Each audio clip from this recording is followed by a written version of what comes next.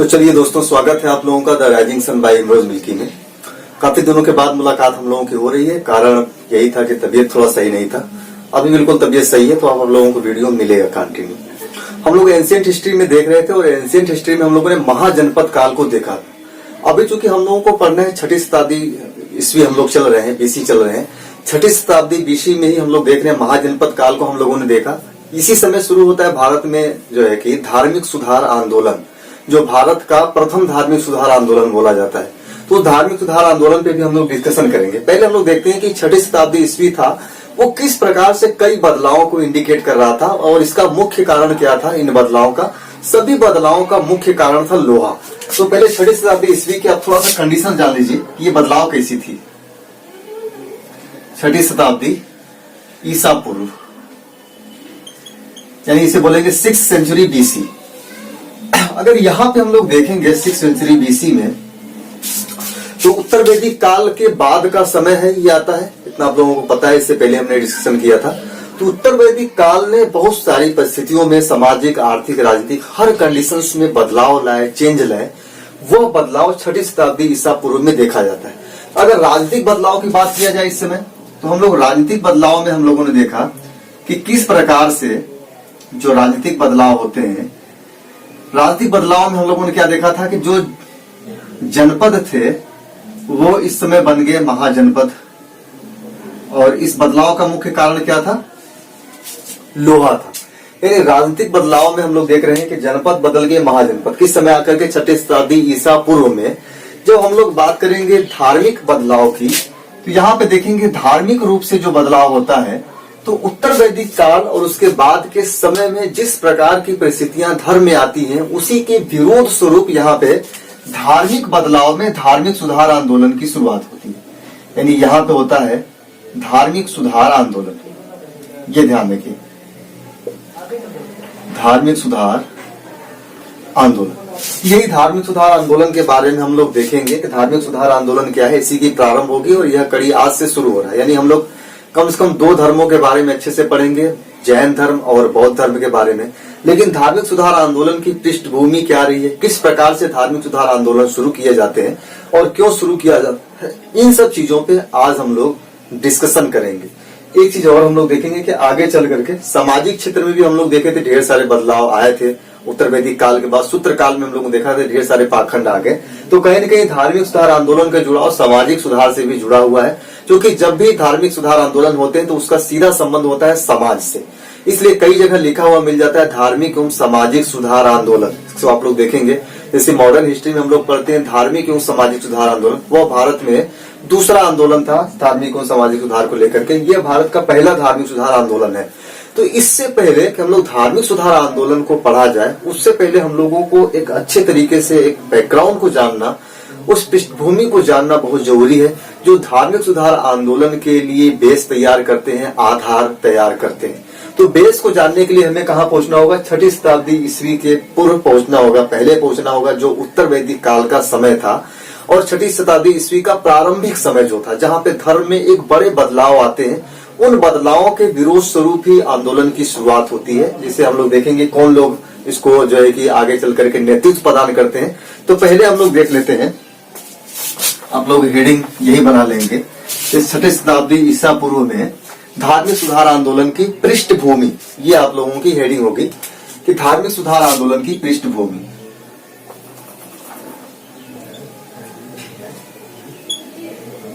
धार्मिक सुधार आंदोलन की पृष्ठभूमि।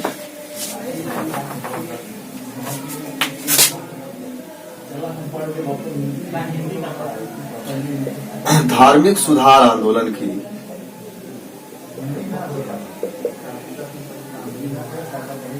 पृष्ठभूमि। क्या पृष्ठभूमि रही है कि यहाँ पे धार्मिक सुधार आंदोलन होता है। अभी तक उम्मीद है कि आप लोगों को सब कुछ पीछे का समझ में आ गया होगा, तो इसे आपको समझना बहुत आसान होगा। अब हम लोग पृष्ठभूमि की थोड़ा सा बात कर लेते हैं, उसके बाद नोट्स बनाइएगा। हम लोग क्या देख रहे हैं कि उत्तर वैदिक काल और सूत्र काल का जो समय था, यहाँ पे धार्मिक रूप से बहुत सारे पाखंड और आडंबर को जोड़ दिया गया था। यानी नए नए पाखंड और आडंबरों की शुरुआत हो जाती है उत्तर वैदिक काल के बाद वाला जो काल था जस्ट, या उत्तर वैदिक काल से उस पाखंडों की शुरुआत हो जाती है। इन पाखंडों में कई सारे ऐसे आडंबर थे जो मानव समाज के सीधे सीधे विरुद्ध थे, जहाँ पे पशु बलि बहुत ज्यादा हिंसा की बात की जाती थी। न केवल पशु बलि बल्कि यहाँ पे मानव बलि भी दिया जाता था। तो इस प्रकार की जो हिंसात्मक कार्य, जो हिंसात्मक गतिविधियों को इन धार्मिक कर्मकांडों ने बढ़ावा दिया, उसके खिलाफ प्रतिक्रिया देखने के लिए हमें उसी समय में कई सारे ग्रंथों में मिल जाता है। जैसे कि वहां हम लोग देखेंगे आरण्यक और उपनिषदों में इसके खिलाफ ढेर सारे श्लोकों का चर्चा किया गया है। मानव बलि के खिलाफ, पशु बलि के खिलाफ, इन सबों के खिलाफ चर्चाएं की गई हैं। इसी उपनिषद ग्रंथों से इन्हीं कर्मकांडों के खिलाफ ही भारत में कुछ दार्शनिक विचारधाराएं जन्म लेती हैं, और ये दार्शनिक विचारधारा यज्ञ, कर्मकांड और पशु बलि की खुल करके निंदा करते हैं। यानी ये जो दार्शनिक विचारधारा का जन्म होता है भारत में, ये जन्म होता है उस धार्मिक पाखंड और आडंबर के खिलाफ, जहां पे यह बताया गया था कि आप यज्ञ करिए, यज्ञों में बलि दीजिए, तभी आपसे भगवान खुश होगा। ऐसे पाखंडों को पूरी तरीके से खंडित किया गया दार्शनिक विचारधाराओं द्वारा, हमारे दार्शनिकों के द्वारा। कारण क्या था कि अब दार्शनिकों ने जोर दिया कि हमें अगर मोक्ष को प्राप्त करना है तो मोक्ष प्राप्त करने के लिए हमें ज्ञान अर्जित करना होगा, न कि हमें पशु बलि करना होगा, नहीं हमें यज्ञ जैसे पाखंड करने होंगे। इसी के खिलाफ भारत में दार्शनिक विचारधारा की शुरुआत होती है, और यही दार्शनिक विचारधारा के पैरेलल ही भारत में नास्तिक कुछ आचार्य होते हैं। उन नास्तिक आचार्यों ने धार्मिक नास्तिक नए धर्मों की स्थापना की शुरुआत की। यानी हम लोग देखेंगे इस समय नास्तिक आचार्यों के माध्यम से, ये नास्तिक का मतलब होता है जिन्हें ईश्वर पे विश्वास नहीं है। ये सारे कर्मकांड किस लिए किए जा रहे थे? पशु बलि, यज्ञ, मानव बलि, ढेर सारे कर्मकांड करने का मुख्य उद्देश्य क्या था? मुख्य उद्देश्य था ईश्वर को खुश करना, ईश्वर को मनाना, ईश्वर को अपने लिए, अपने सुख सुविधाओं के लिए राजी करना। तो ये जो नास्तिक आचार्य आते हैं, इन्होंने ईश्वर को मानने को ही खंडित कर दिया। क्योंकि हम ईश्वर का जो अस्तित्व मानते थे या ईश्वर के जो उपदेश मानते थे, वो माना जाता था कि वेदों में ईश्वर का उपदेश दिया गया है। तो नास्तिक आचार्यों ने वेदों को ही खंडित कर दिया। उन्होंने बोला हम वेद को मानते ही नहीं। तो जहां भी ये नास्तिक आचार्य प्रवेश करते हैं, वहां पे इन वेदों का खंडन करते हैं। और वेदों का खंडन का मतलब हो गया कि वेद में बताए गए जितने कर्मकांड है उनका खंडन करना। तो उनका खंडन करने से जो धर्म के ऊपर एक संकट आ जाता है। संकट क्या आता है कि व्यक्ति धार्मिक रूप से जुड़ा होता है, धार्मिक इमोशंस उसके साथ जुड़े होते हैं। तो जब नास्तिक आचार्य आते हैं, जहां पे इन्होंने ईश्वर को खंडित कर दिया, बोले ईश्वर है ही नहीं, तो मानव की जो आस्था है अब वो किधर जुड़ेगी? तो उसके लिए नास्तिक आचार्यों ने नए धर्मों की स्थापना की। बोले कि यही धर्म है, आप इसके साथ जुड़िए। इसमें दो धर्म बहुत ही फेमस है, जैन धर्म और बौद्ध धर्म। ये पूरी पृष्ठभूमि है, इसे अच्छे तरीके से दिमाग में रखिएगा। जब हम बौद्ध और जैन धर्म की बात करेंगे तो पहला जो हम लोगों के सामने प्रश्न जो उठता है कि इन धर्मों ने नास्तिक धर्म का रूप कैसे ग्रहण किया, यानी कि ये धर्म ईश्वर को नहीं मानते हुए भी आखिर अपने आप को धर्म क्यों कहलाए? तो इसका जवाब हमें कहाँ मिलता है? इसका जवाब हमें मिलता है उत्तर वैदिक काल में शुरू किए गए नए पाखंड, सूत्र काल में शुरू किए गए नए कर्मकांड और पाखंड, जिसके विरोध स्वरूप ही नास्तिक आचार्यों का उदय होता है। और इन्हीं नास्तिक आचार्यों ने आगे चल करके कई धर्मों की उत्पत्ति की। जो नास्तिक धर्म थे, इसमें दो धर्म बहुत ही फेमस है, जैन और बौद्ध धर्म। तो उसके बारे में हम लोग जैन और बौद्ध धर्म जब पढ़ेंगे तो हम लोगों का नेक्स्ट वीडियो जो होगा वो जैन धर्म से संबंधित होगा। पहले जैन धर्म पढ़ा जाएगा, फिर उसके बाद हम लोग पढ़ेंगे बौद्ध धर्म। अभी हम लोग एक पृष्ठभूमि देख लेते हैं, किसका? धार्मिक सुधार आंदोलन की पृष्ठभूमि। तो पृष्ठभूमि हम लोग लिखेंगे सबसे पहले कि उत्तर वैदिक काल के बाद जो नए आडंबर, उत्तर वैदिक काल के बाद एवं उसके समय में, उत्तर वैदिक काल में, पॉइंट आपका पहला होगा उत्तर वैदिक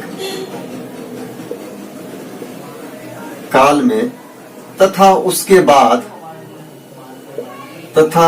बाद धर्म में कई प्रकार के नए पाखंड जोड़ दिए गए। कई प्रकार के नए पाखंड जोड़ दिए गए, नए पाखंड एवं आडंबर जोड़ दिए गए। आडंबर जोड़ दिए गए, ठीक। ये कई प्रकार के धर्म पाखंड और आडंबर क्या होते हैं? जैसे कि पशु बलि हो गया, यज्ञ कर्मकांड, यहाँ पे ब्रैकेट में लिख लेंगे, जैसे पशु बलि एवं यज्ञ कर्मकांड, पशु बलि एवं यज्ञ कर्मकांड, पशु बलि एवं यज्ञ कर्मकांड जोड़ गए। अतः इसी समय इसके विरोध की भावना भी की शुरुआत होती है। हम लोग लिखेंगे अतः समाज में इसी समय इसके विरोध की भावना भी शुरू होती है। इसके विरोध की भावना की भी शुरुआत हो चुकी थी। शुरुआत हो चुकी थी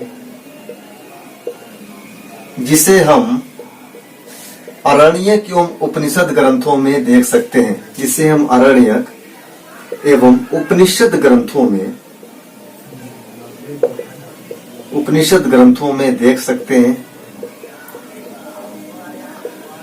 यानी हम लोग क्या देखेंगे, अगर आप लोग प्राचीन इतिहास जानने के स्रोत पे हम लोग जब चर्चा कर रहे हैं तो वहां आप जाके देखिए उपनिषदों में हमने क्या देखा। जैसे उपनिषद में बताया गया है कि जो यज्ञ होता है एक टूटी हुई नाव है और इस टूटी हुई नाव से इस भव सागर को पार नहीं किया जा सकता। तो यज्ञों में हम लोग उपनिषदों में क्या देख रहे हैं, ये यज्ञ कर्मकांड के विरोध में भी कई सारे श्लोक आते हैं जहां पे खुल करके इनका विरोध किया गया है। अब यहाँ पे इन कर्मकांडों के विरोध में, इन ग्रंथों में कर्म कांडों के विरोध में तप और चिंतन की बात की गई, ज्ञान प्राप्त करने की बात की गई। ज्ञान प्राप्ति से ही हम मोक्ष की प्राप्ति कर सकते हैं। इन कर्मकांडों के द्वारा हमें मोक्ष मिलने वाला नहीं है। यानी कि हम लोग देख रहे हैं एक तरफ कर्मकांड बढ़ाए जा रहे हैं पुरोहितों के द्वारा, जिससे कि ज्यादा से ज्यादा वो लाभ कमा सके और लाभ कमा करके समाज में अपने वर्चस्व को बनाए रख सके। दूसरी तरफ इन्हीं कर्मकांडों के खिलाफ भी एक विरोध की भावना शुरू हो जाती है। इन कर्मकांडों के खिलाफ भी ढेर सारे श्लोक किताबें आ जाती हैं जिसमें बात किया गया कि ये जो कर्मकांड है वास्तव में इनसे हमें मोक्ष की प्राप्ति होने वाली नहीं है। यहाँ पे कर्मकांडों में इंद्रियासक्त की बातें की जाती है, हमारी इंद्रिय पूरी तरीके से उससे आसक्त हो जाती है। तो उपनिषदों में बात किया गया कि हमें इन इंद्रियासक्त से इंद्रिय पे नियंत्रण प्राप्त करना होगा, जिससे कि इंद्रियों के बस में न रह सके, इंद्रियों के बस से बाहर निकल जाए हम लोग। जो ही इंद्रिय नियंत्रण प्राप्ति पे हम सफलता हो जाएंगे, सफल प्राप्त कर लेंगे, सफलता हमें मिल जाएगी, तो ही हमें मोक्ष की प्राप्ति हो जाएगी। यानी यहाँ पे मोक्ष का संबंध बताया गया कि मोक्ष का संबंध कर्मकांडों से न होकर के ज्ञान एवं चिंतन से है। तो इन ग्रंथों में ज्ञान एवं चिंतन पे जोर दिया गया और कहा गया कि यहाँ पे यज्ञ कर्मकांडों के स्थान पे तप एवं चिंतन का और भौतिकवाद के स्थान पे इंद्रिय विषय पर या इंद्रिय नियंत्रण पर जोर दिया गया। ये ध्यान रखिए। तो अगला हम लोग लिखेंगे, इस प्रकार लिखते चलिए साथ में। इस प्रकार यहां पर यज्ञ कर्मकांडों का विरोध किया गया। यज्ञ एवं पशु बलि जैसे कर्मकांडों का विरोध किया गया।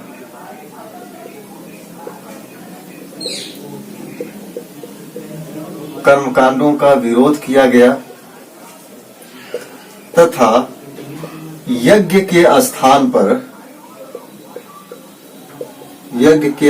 पर तप एवं चिंतन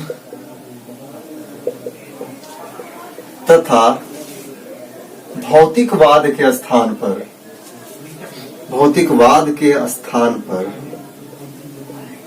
इंद्रिय नियंत्रण पर जोर दिया गया। इंद्रिय नियंत्रण पर जोर दिया गया। यहाँ तक तो चीजें क्लियर हो गई होंगी आप लोगों को। इस प्रकार से समाज में यहाँ पे बदलाव हो रहे हैं। हम लोग क्या देख रहे थे, यहाँ पे यज्ञ कर्मकांड था, तो यज्ञ कर्मकांडों के स्थान पे बात किया गया कि तप एवं चिंतन करिए, यज्ञ कर्मकांड मत करिए। भौतिकवादी लोगों की लाइफ थी, तो भौतिकवाद के स्थान पे बताया गया कि इंद्रिय पे नियंत्रण रखिए। इसी के परिणाम स्वरूप भारत में कई सारे दार्शनिक विचारधाराओं की शुरुआत होती है। ये दार्शनिक विचारधारा किस लिए आते हैं, ये दार्शनिक विचारधारा की उत्पत्ति होती है इन कर्मकांडों का विरोध करने के लिए, जो पशु बलि चल रहा था उसका विरोध करने के लिए और मोक्ष की प्राप्ति के लिए एक सही मार्ग की शुरुआत करने के लिए। तो हम लोग देखेंगे इसी के परिणाम स्वरूप भारत में धार्मिक अवधारणा की शुरुआत होती है तथा इसी समय धार्मिक अवधारणा के साथ साथ ही पुनर्जन्म मोक्ष जैसी अवधारणाएं भी स्थापित हो जाती हैं। ध्यान रखिए, यह हम लोग लिखेंगे, अतः इसी समय भारत में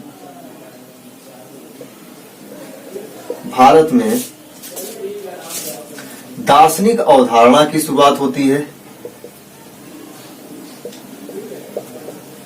दार्शनिक अवधारणा की शुरुआत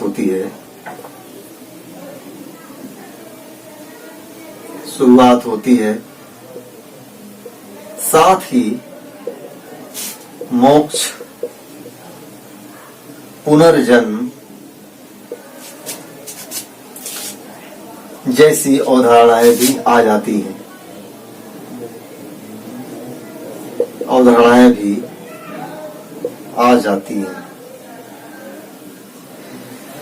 यहाँ तक क्लियर है। यानी हम लोग क्या देख रहे थे, मोक्ष पुनर्जन्म के साथ साथ ये सब भी अवधारणा आ जाती है। इसमें कर्मफल भी आ जाता है कि अगर कर्म करेंगे तो ऐसा फल मिलेंगे। तो हम लोग देखेंगे भारत में जो प्राचीन दार्शन की बात करें तो भारत में कुल प्राचीन दार्शनिक 6 दार्शनिकों का नाम दिया जाता है, और उस दार्शनिक का जो मुख्य स्रोत माना जाता है दार्शनिक विचारधारा का, वो माना जाता है उपनिषद। तो अगला हेडिंग हम लोग का भारत में प्राचीन दार्शनिक विचारधारा।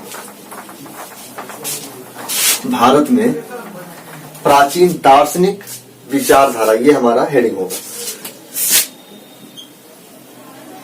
भारत में प्राचीन दार्शनिक विचारधारा।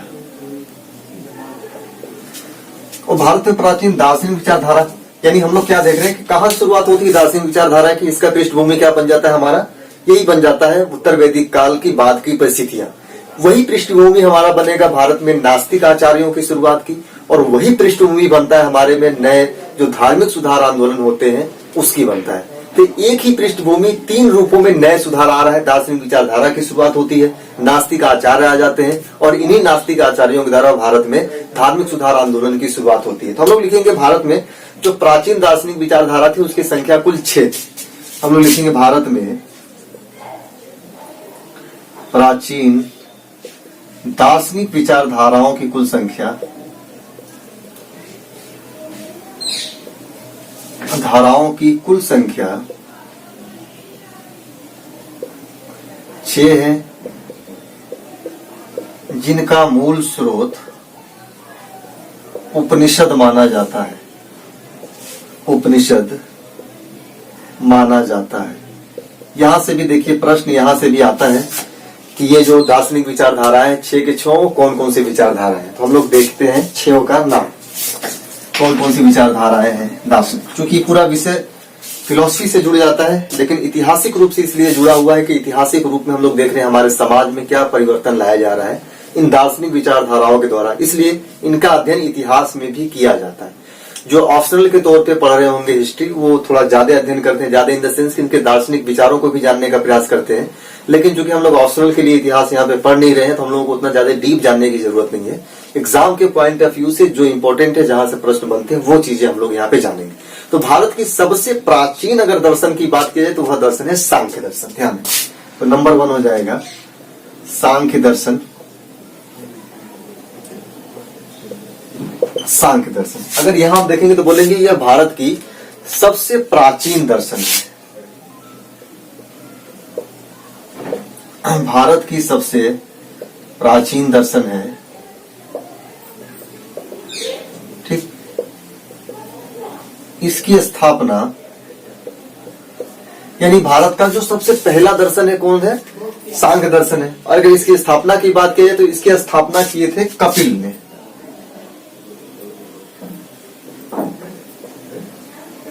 कपिल ने किया था, और यह एक नास्तिक दर्शन था। यह भी ध्यान रखिए, यह एक नास्तिक दर्शन था। यह क्या था, एक नास्तिक दर्शन था। यह नास्तिक दर्शन का मतलब हो जाएगा कि ये वेदों पे विश्वास नहीं रखते थे। और इस दर्शन की जो सबसे प्राचीन किताब माना जाए, प्राचीनतम ग्रंथ माना जाए, तो उसका नाम है सांख्य कारिका, और उसके लेखक थे कृष्ण। तो अगला पॉइंट होगा इस दर्शन की प्राचीनतम ग्रंथ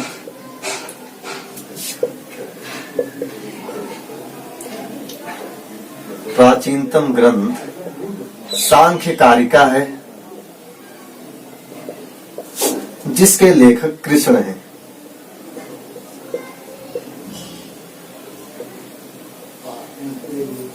जिसके लेखक कौन है, कृष्ण है। अब हम लोग आते हैं दूसरे दार्शनिक विचारधारा पे।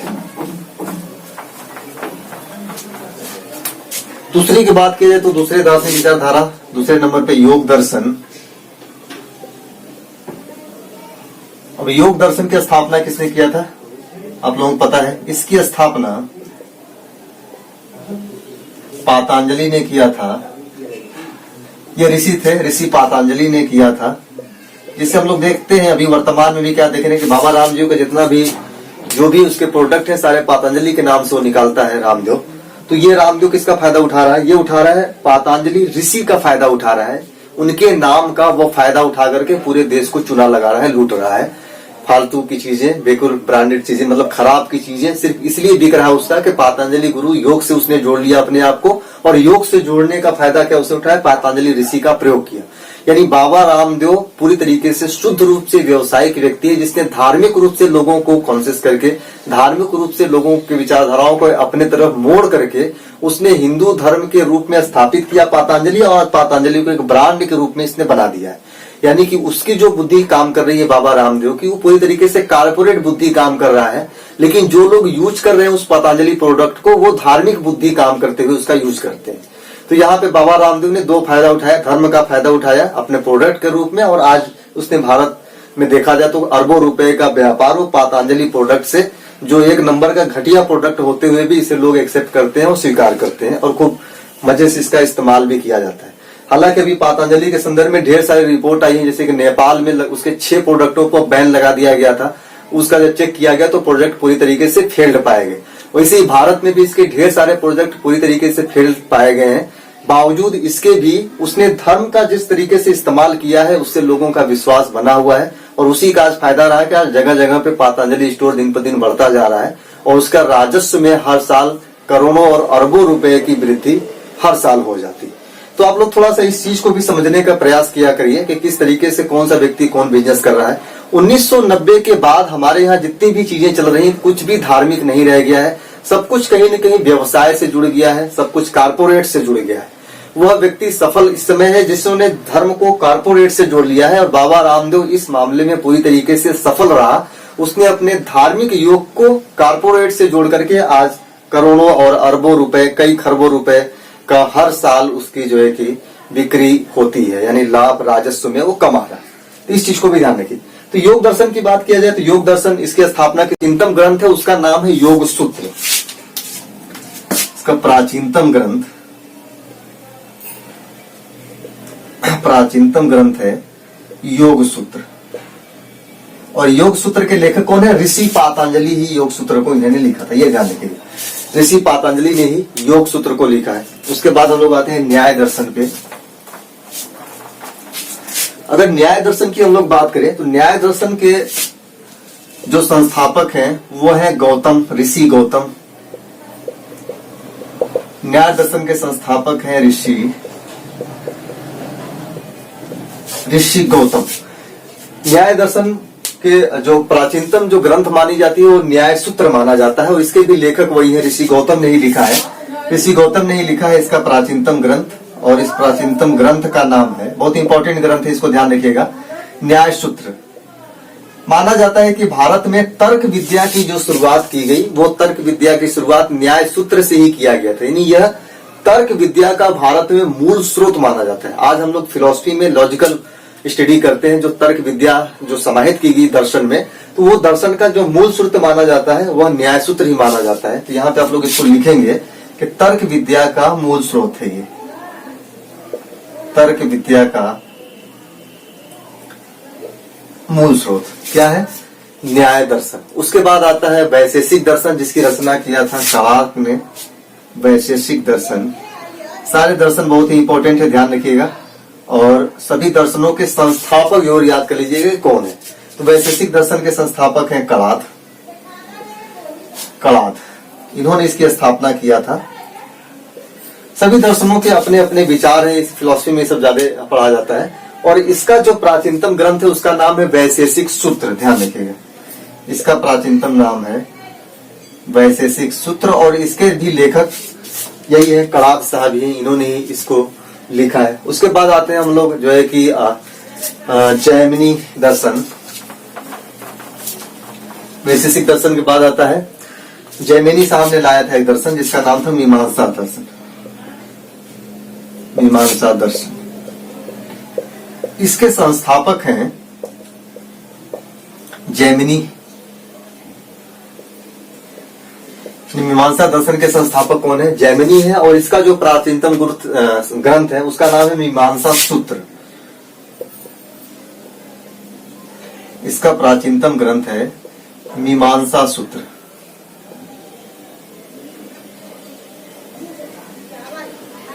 क्लियर है यहां तक?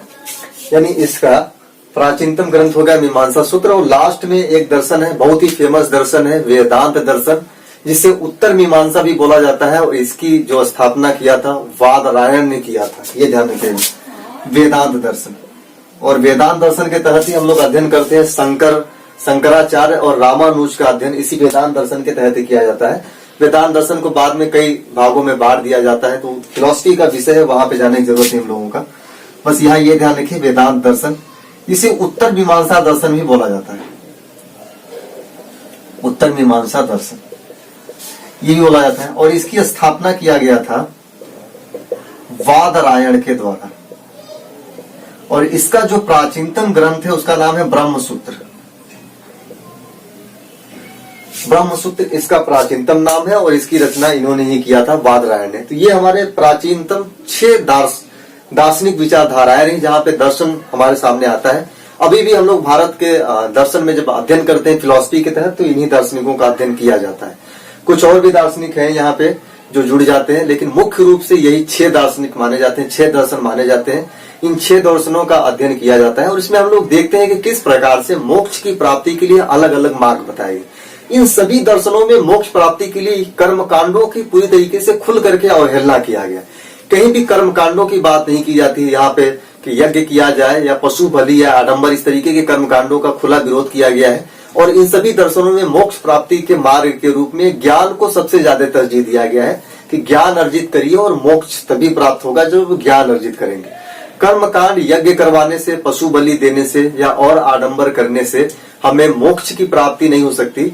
छोटे मोटे सांसारिक सुख मिल सकते हैं, लेकिन मोक्ष की प्राप्ति ज्ञान से ही हो सकता है, अदरवाइज दूसरे चीजों से या दूसरे रास्तों से नहीं हो सकता। तो विचारधारा, चूंकि फिलॉसफी में जब हम लोग जाते हैं तो वहां पे मोक्ष प्राप्ति के मार्ग आ जाते हैं, ज्ञान मार्ग, कर्म मार्ग, भक्ति मार्ग, इस तरीके से कई सारे मार्ग आते हैं। इन सभी मार्गों में यज्ञ, कर्मकांड, पशु बलि और आडंबरों का खुल करके विरोध किया गया, ये ध्यान रखिए। इसी के पैरेलल जब दार्शनिक विचारधारा चल रही थी, इसी समय हम लोग देख रहे थे उत्तर वैदिक काल और सूत्र काल में जिस प्रकार से धर्मों का प्रभाव ज्यादा बढ़ा था, इसी समय नास्तिक आचार्यों की भी उत्पत्ति होती है। और 6 नास्तिक आचार्य हमारे सामने आते हैं जिन्होंने वेद को, उन कर्मकांडों को मानने का खुल करके विरोध किया और उन्हें मानने से इनकार कर दिया कि हमें वेद में कोई आस्था नहीं है, हमें उपनिषदों में या जितने भी ब्राह्मण ग्रंथ हैं, आरण्यक, इन सबों में कोई आस्था नहीं रखे। उन्होंने अपना एक विचारधारा अलग लेकर के चला जिसे बोला गया नास्तिक विचारधारा। और इस नास्तिक विचारधारा की शुरुआत 6 नास्तिक आचार्य लोगों ने किया। और उन्हीं नास्तिक आचार्यों के प्रभाव स्वरूप ही भारत में 2 धार्मिक सुधार आंदोलन होते हैं। जैन धर्म का सुधार आंदोलन चलता है और बौद्ध धर्म का सुधार आंदोलन चलता है। और ये दोनों जो धर्म है, ये नास्तिक धर्म है, ये ईश्वर को नहीं मानते हैं, ये ध्यान रखिएगा, ये नास्तिक आचार्य हैं। लेकिन हम लोग जब बौद्ध और जैन धर्म को पढ़ेंगे तो वहां पे भी हम लोग इस चीज को देखेंगे कि किस प्रकार से ये नास्तिक आचार्य जो ईश्वर को नहीं मानते थे, नास्तिक थे, उसके बावजूद आज उन्हें ही ईश्वर का रूप दे करके उस नास्तिक धर्म को आस्तिक धर्म के रूप में कन्वर्ट कर दिया गया। इसमें भी एक बहुत बड़ा चाल चली जाता है, बहुत बड़ा गेम खेला जाता है, उन्हीं पुरोहितों के द्वारा खेला जाता है जिन पुरोहितों का विरोध इन नास्तिक आचार्यों ने किया था। ये नास्तिक आचार्य ईश्वर का खंडन कर रहे थे। ईश्वर के खंडन का सीधा मतलब हो गया कि जितने भी यज्ञ कर्मकांड किए जाते थे वो ईश्वर के लिए किए जाते थे। तो इन ईश्वर का खंडन करने से वो यज्ञ कर्मकांड भी स्वतः खंडित हो जा रहे थे। तो वही ईश्वरवादी यज्ञ कर्मकांड करने वाले पुरोहितों ने इन नास्तिक आचार्यों को भी ईश्वर का रूप प्रदान कर दिया। और ईश्वर का रूप प्रदान करके हम देखते हैं कि आज ढेर जगह भगवान बुद्ध की, महावीर स्वामी की ढेर जगह मूर्तियां स्थापित की जाती हैं और वहां पे भी पूरा पंडाल लगता है, वहां पे भी पुरोहित बैठ गया है। यानी कि वही जिन लोगों ने ईश्वर का खंडन किया, आज उन्हीं का मंदिर बनाया जा रहा है और उन्हीं के सामने जो है कि पुरोहित लोग वहीं पे जाकर के बैठ करके पैसा कमा रहे हैं। तो ये हम लोग देखेंगे किस प्रकार से समाज में बदलाव किए गए और समाज पे अपने वर्चस्व को बनाए रखने के लिए किस प्रकार से समाज के धार्मिक मूवमेंट में तोड़ मरोड़ किया जाता है, उसको हम लोग आगे देखेंगे। तो हम लोग देखेंगे किस प्रकार से महात्मा बुद्ध को ये पुरोहित लोग जो उत्तर वैदिक काल में जो ब्राह्मण वर्ग से लोग संबंधित थे, उन्होंने महात्मा बुद्ध को जब लगा कि ये बुद्ध साहब अब अलग धर्म की स्थापना कर लिए हैं, ईश्वर को वे नहीं मान रहे हैं, तो उन पुरोहितों ने एक नई चाल चली और महात्मा बुद्ध को ही बता दिया कि विष्णु के 10वें अवतार हैं। जी ही विष्णु के 10वें अवतार बनाए, तो महात्मा बुद्ध जो अलग धर्म लेकर के चल रहे थे, अब वो खुद ही शामिल हो गए, कहाँ पे, हिंदू धर्म में शामिल कर लिया गया उन्हें। तो इस प्रकार से बौद्ध धर्म मानने वालों को भी बता दिया कि विष्णु के 10वें अवतार हैं। जब विष्णु के 10वें अवतार हैं तो फिर से आए यज्ञ कर्म कांडों की तरफ, ये पाखंडों की तरफ फिर से वो आगे बढ़े। यानी कि जो मकसद था बौद्ध और जैन धर्म को लाने का, वह मकसद वास्तव में इन पुरोहितों के द्वारा खंडित कर दिया गया। हालांकि प्रारंभ में सफलता मिलती है, लेकिन बाद में हम लोग देखते हैं कि धीरे धीरे जैन धर्म लगभग पूरी तरीके से गायब हो गया है। बौद्ध धर्म का पतन भी भारत में पूरी तरीके से हो गया। अब लगता ही नहीं कि कोई स्पेशली कोई बौद्धिस्ट है। अब पूरी तरीके से हिंदू और बौद्ध क्या हो गए, मिक्स हो गए। इस प्रकार का काम किया जाता है उन ब्राह्मण पुरोहितों के द्वारा, जिनका उत्तर वैदिक काल और सूत्र काल में एक वर्चस्व था। उन्होंने पुनः अपनी वर्चस्वता को हासिल कर लिया। कब? जब जैन और बौद्ध धर्म को खुद अपने ही धर्म में समाहित कर लिया। इसको हम लोग अच्छे तरीके से समझेंगे। जब जैन और बौद्ध धर्म पढ़ेंगे तो वहां पे हम लोग देखेंगे किस प्रकार से ये सब काम किए जा रहे हैं।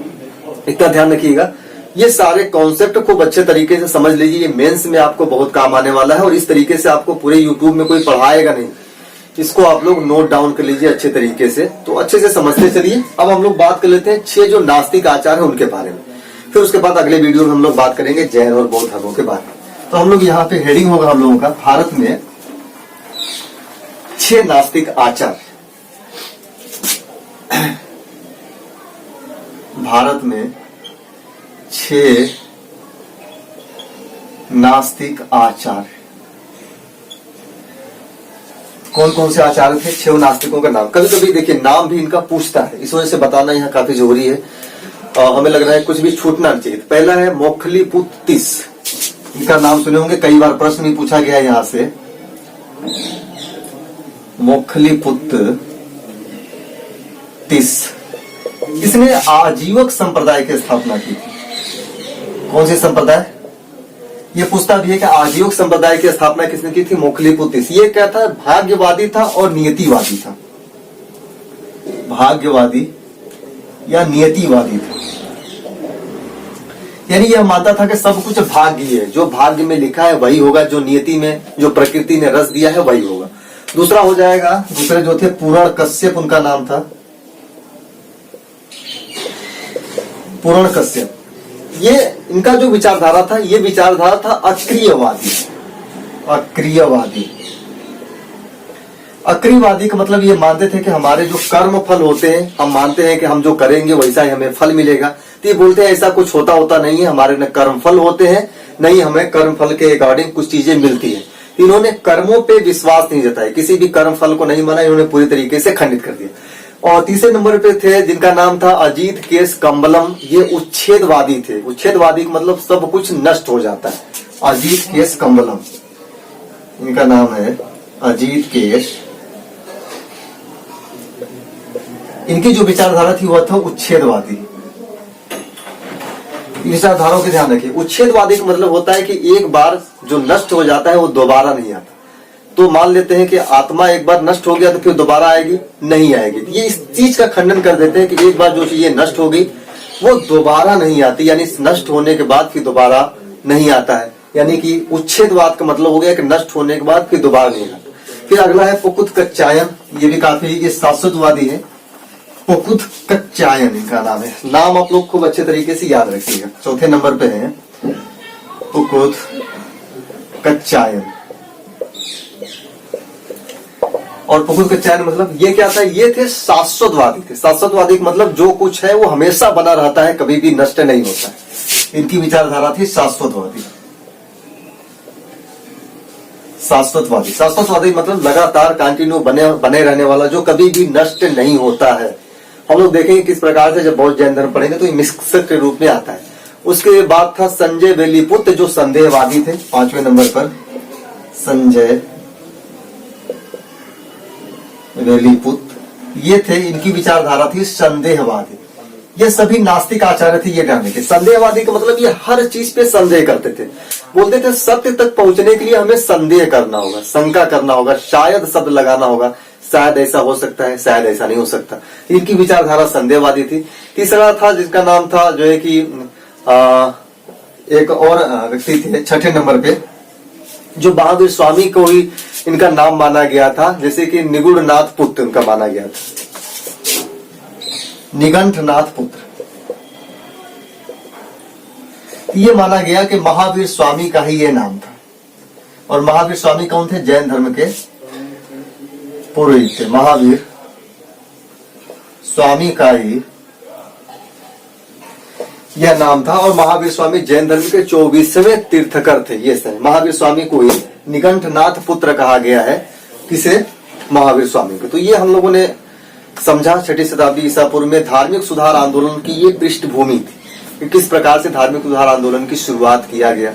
उसके बाद हम लोग अब बढ़ेंगे, अगला जो वीडियो होगा हम लोगों का, वो सबसे पहले हम लोग पढ़ेंगे जैन धर्म, फिर जैन धर्म के बाद हम लोग बौद्ध धर्म पढ़ेंगे। उसके बाद एक जो दो धर्म है जो इंपॉर्टेंट धर्म है, भागवत धर्म वगैरह, उनके बारे में हम लोग शैव धर्म के बारे में भी जान लेंगे। फिर हम लोगों का जो चैप्टर होगा वो राजनीतिक इतिहास की शुरुआत होगी, और वह राजनीतिक इतिहास की शुरुआत होगी मगध काल से, मगध साम्राज्य से। तो ठीक है दोस्तों, मिलते हैं हम लोग नेक्स्ट वीडियो में। Thank you.